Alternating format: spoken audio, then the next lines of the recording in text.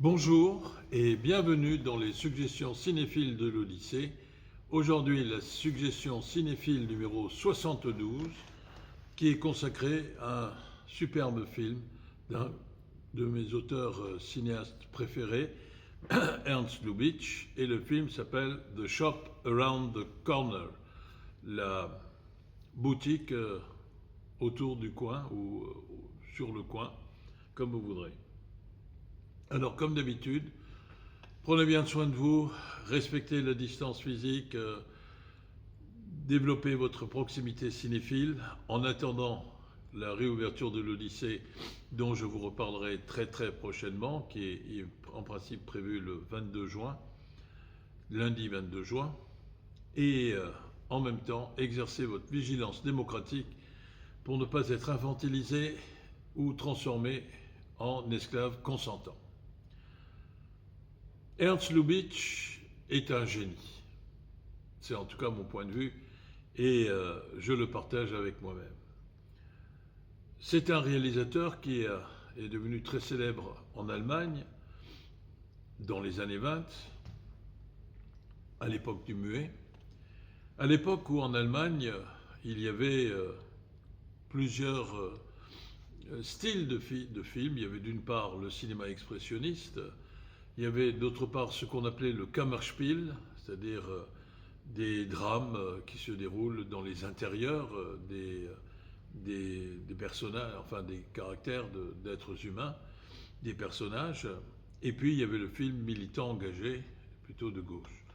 Lui, c'était un réalisateur qui avait fait ses preuves, si vous voulez, toujours avec humour, dans les films de style Kammerspiel.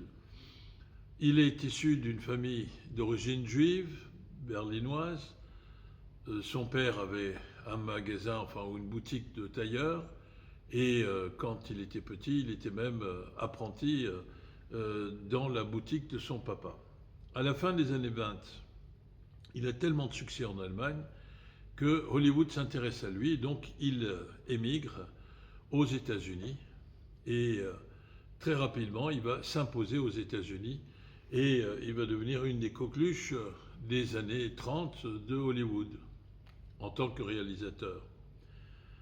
Ce qui est intéressant, c'est que peut-être certains de ces films au milieu des années 30, notamment Les 8 femmes de Barbe Bleue avec Gary Cooper,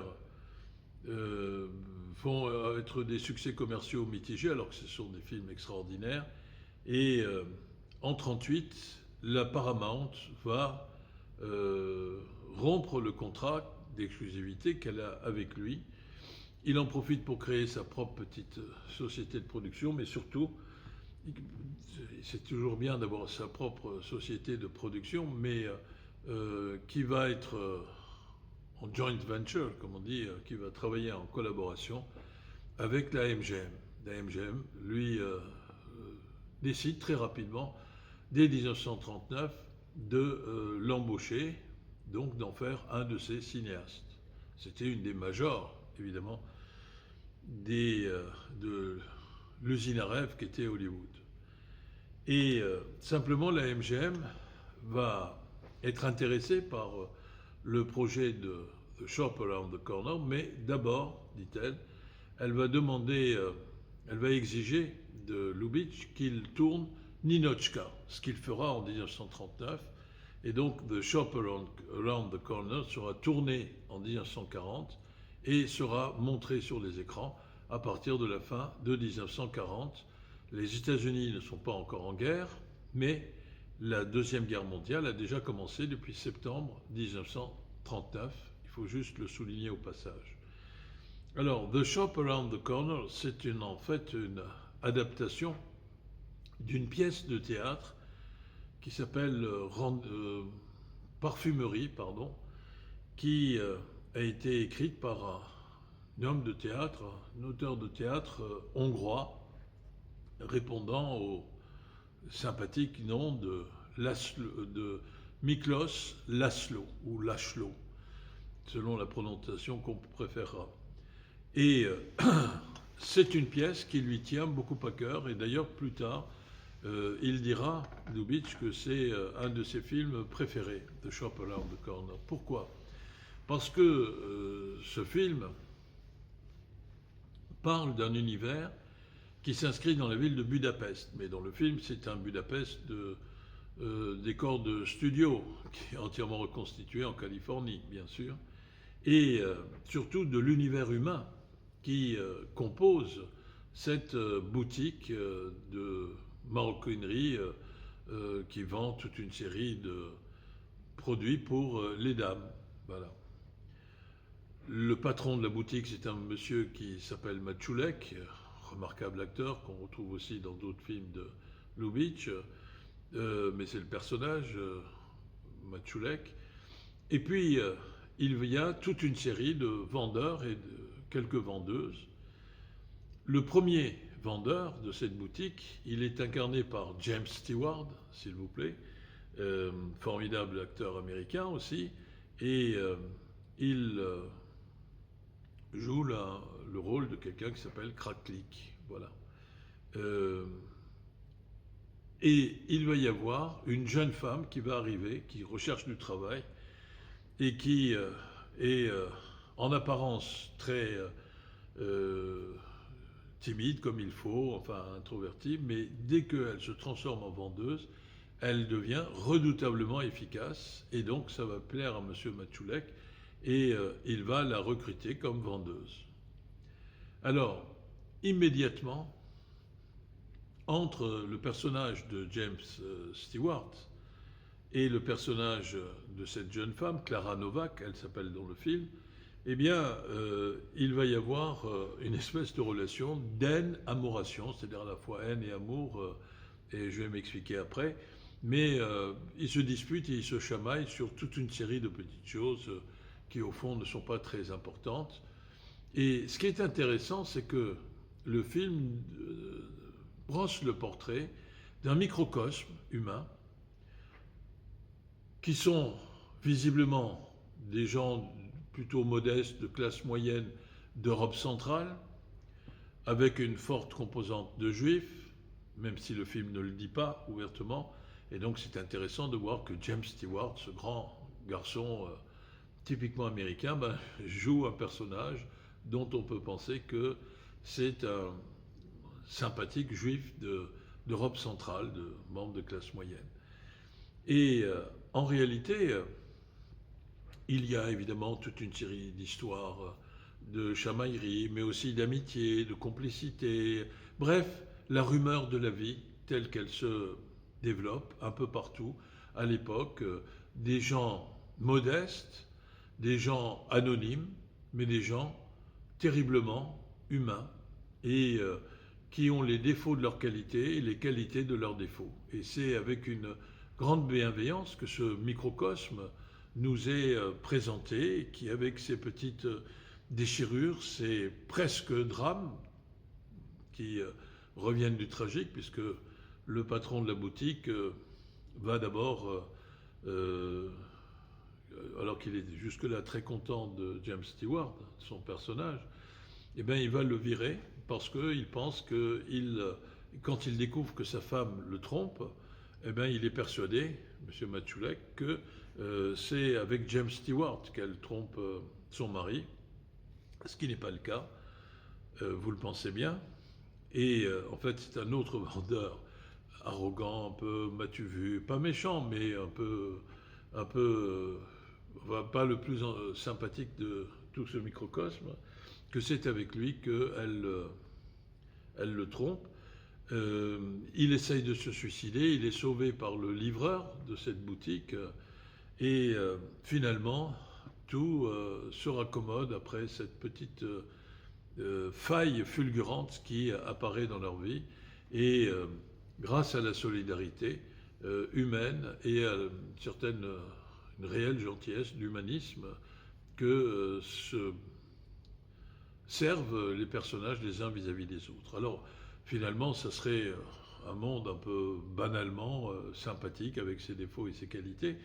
Mais en réalité, il y a autre chose qui est intéressante dans le film, c'est que Clara et Kratnik, le personnage de James Stewart, en fait, qui se disputent et se chamaillent sans arrêt, ils, sans le savoir, ils sont en correspondance l'un avec l'autre parce que l'un et l'autre, ont recours à ces agences qui permettent, par correspondance, d'essayer de trouver l'âme sœur. Vous voyez qu'aujourd'hui, il y a des tas de dating, des gens qui essayent de se rencontrer sur des sites, etc.